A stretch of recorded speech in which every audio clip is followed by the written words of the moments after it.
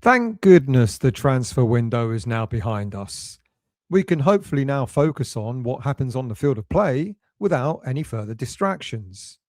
Well, that's a lie, isn't it? Because the FA have thrown the book at both Chelsea and West Ham for failing to control their players at the weekend, and I guess a hefty fine is on its way. But let's hope that's all it is. Let's hope there is no further action on any of our players, with maybe suspensions looming. And in the case of Jean-Claire Todibo, let's hope that there's no increased suspension on the three game ban he automatically receives for getting a straight red card.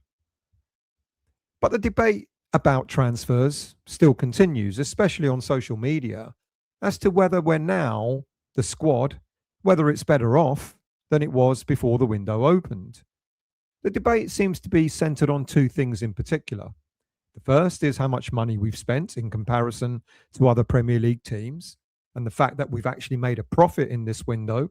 Um, a bit of a sore point for some fans because, as far as they're concerned, we should be throwing all our financial weight behind this relegation battle. So, having made a profit seems to irk a few fans. And then the other debate, the second thing is the focus on how many players we've allowed to leave in January and that we've only replaced them with less than half the number that's come our way. Now, I'm going to discuss squad depth in a moment because I want to focus a little bit on the whole spend issue, whether spending or not spending as much as other Premier League teams really matters or not. If you look at the overall picture of the summer and winter transfer windows, West Ham are the 12th net spenders in the Premier League. So, therefore, by definition, we should be at least the 12th best team in the Premier League. But that's not how it works, is it? Not quite as straightforward as that. You see, the big spenders were the inevitable Arsenal, Man City, Man United, Liverpool, and then Spurs are up there as well, fourth for net spend. But they're not necessarily having, fourth best team in the league this season, kind of season, are they? Now, when it comes to expenditure for January alone, the picture changes slightly, a little bit. You see, we're fourth highest spenders, gross spend, below Man City, Crystal Palace, and Spurs. And in this window, 8 teams haven't spent a penny at all on any players, and maybe they've relied on getting in a loan or two here and there. Now, if we break down the January transfer window even further, with a net spend, you see the likes of Palace have lost quite a significant amount of money, and that's probably on, well, not probably, definitely on the Strand Larson purchase. And Nottingham Forest have made a bit of a loss as well. Now, Palace, with their significant expenditure on Strand Larson, would you call that good business? He hasn't exactly been prolific for the last couple of seasons, so I'm not so sure whether them spending all that money is going to help them. Well, I guess we'll find out.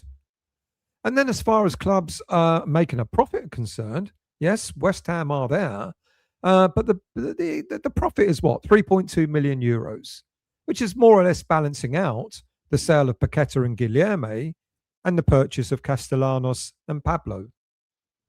But spend aside, the reason why I've put it up there is to kind of show you that, you don't have to spend a lot of money in order to get quality in. I know sometimes that goes hand in hand with some of the best players in the world, but not always necessarily. Look at what we've done in the past. The likes of Fulkrug and the money we spent on him. He hasn't exactly been prolific. That's a kind of example. That kind of expenditure doesn't always get you quality. Now, we're notoriously bad, aren't we, for the money that we spend on players who are just not up to it, who simply don't deliver. And that's down to the way we do our transfer business. Scattergun, sometimes desperate, no real sense of strategic direction. But has this winter window been much the same? Well, there are certainly old habits that are hard to resist. And one of them, of course, was the present that Nuno was given, whether he wanted it or not, in the signing of young attacking player Kiba La Madrid. Now, Sullivan and Nuno both seem to admit that he's unlikely to be one for the here and now, but one for the future.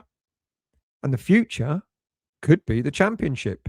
If we get relegated, Could La Madrid be the type of player that we might need to get us, going in the championship? And then, of course, you got another player who could be considered a little bit for, well, not considered, but is for the here and now, but also considered for the future as well. I guess the difference between Pablo and La Madrid is that Pablo is actually getting game time at the moment. Now, it's up to you to decide whether you think he's been effective or not. I like him. He's a bit, raw around the edges, but he's certainly given us something different, something to hang on to in the final 14 games that we've got in the Premier League. He's helping Nuno to be able to play the two up top that has done reasonably well so far this season. But should we get relegated, I can't see a player like Pablo demanding to leave West Ham United. I think he's one for the now, and I think he's possibly a player with one eye on relegation as well. Because if we do get relegated, Pablo could probably should do really well in Championship football next season. But what of the other players that we've signed? Now, look, I'll be honest, I'm not enamored with the arrival of Adama Traore. I've never been a fan of his playing style, but I want to see an end product from him. So if he scores a few goals and creates a few chances, then I'll have to admit I was wrong. It's been suggested that the £1 million fee that we paid for him, the loan fee, would be bolstered if we manage to stay up. So at least the player himself has got a financial incentive to help us avoid relegation. But if we do get relegated, unlike La Madrid and unlike Pablo, I don't think Traore was going to be sticking around West Ham for too long. And that also goes, and we kind of already know this, that also goes for Axel Disasi, the French international. For him, this loan offer is a win-win situation. He comes knowing that he's likely to get plenty of game time, especially now that Todibo has got the 3-match ban. He also comes knowing that at the end of the season, there's no option or obligation for West Ham to make the deal permanent, so he can return to Chelsea to ponder his next career move. And Disasi might actually get to play really well, but it may not be enough to avoid relegation, but it won't do his reputation any harm if he puts in some decent performances. Over the next 14 games that he might get to play for West Ham, it's a big opportunity for him to showcase his talents so that whatever happens to West Ham at the end of this season, a decent team is likely to look up and say, he's done well, let's go and bid for him. And that's much the same also can be said for Tati Castellanos. A decent half season with us, and it won't do his credentials any harm either. But I think it's fair to say that we have already seen signs of improvement involving Pablo and Castellanos. So it's hoped that Traore and Disasi can help improve us even more. All eyes, of course, will be on Disasi especially, and whether he can help us stem the constant tide of goals that we concede. If he does, if he helps us to starts getting some clean sheets, and if Tati starts banging in the chances he's getting, then we will all have to admit that the transfers we have made have improved the team. Of course, the ultimate test of transfer success is to actually avoid the drop into the Championship. Now, of course, now that the window's shut, we're hearing about player bids that didn't quite happen, such as the bid for Eddie Nketiah from Crystal Palace. That fell through because of the injury he recently sustained. Or there's a €20 million bid for Antonio, let me get his name correct, Antonio Vergara from Napoli, which was turned down by the Italian club because they're not interested in parting with the young playmaker. He was meant to be an option as a replacement for Paqueta. There's also Nuno's decision to go for an experienced defender, which saw the arrival of Disasi over a young, exciting defender called Aruna Sangate from French club Le Havre. But what of the whole issue of 10 players leaving the club? how much are we actually going to miss the players who have left, either on loan or on a permanent basis? Well, let's look at what is undisputed first of all. Of the 10 players who have left, there were 3 academy players, Caelan Casey, Callum Marshall, and George Earthy. Now, let's be realistic and let's be really honest. None of these players really had much chance of making a mark in the senior team this season, even though there was a clamour by fans for Earthy to get his chance. I don't think any of those 3 players were ready. We saw a glimpse of Callum Marshall early season. We haven't seen Caelan Casey. And we thought maybe we might see a little bit of George Earthy, but injuries put pay to that. But let's be, we've got to be honest. They're not ready for the Premier League.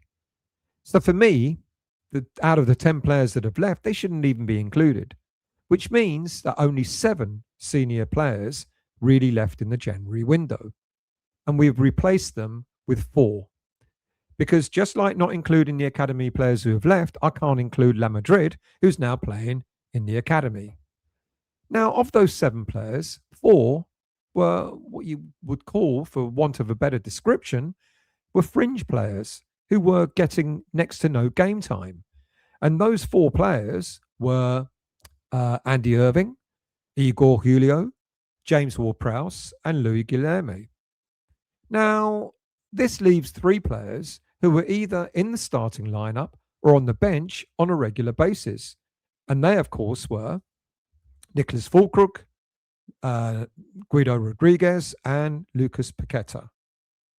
So, interestingly, of those 3 players, since our upturn in form, starting with the QPR win in the FA Cup, then the wins over Sunderland and Spurs, plus the first half excellent game against Chelsea, only one of these players has gotten any game time at all. We know Lucas had a bad back, and hopefully he gets better now in the Brazilian sunshine.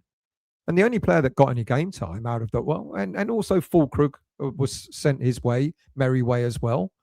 And it was only Rodriguez that actually got any game time. And out of the 7 senior players that have left, Rodriguez got 20 minutes game time in total. 9 in a cameo role against QPR and 11 in a cameo role against Spurs. So, in essence, apart from Paqueta, these 3 players were never going to feature either in the starting lineup or from the bench going forward. I guess the difference is now that with Le Madrid aside, all 4 of our January signings, Tati, Pablo, Traore, and Disasi, will feature far more prominently in the remaining fixtures that we've got this season. So despite so many players having been shipped out, it does look scary when you've got a number of 10. But when you break it down and you start looking at which of these players have left and how much game time they were actually getting before they left, you've got to be realistic and say, out of those 10, with the 3 being academy players, down to 7, with 4 getting very little game time at all, if none whatsoever. That means it's really 3 players that we're now missing, or we needed to replace. And as I've mentioned, those 3 players being Rodriguez, Paqueta, and Füllkrug. So with those 3 players gone, it looks as if we're actually better off with the players that we brought in. Let's just hope now it's enough to keep us in the Premier League.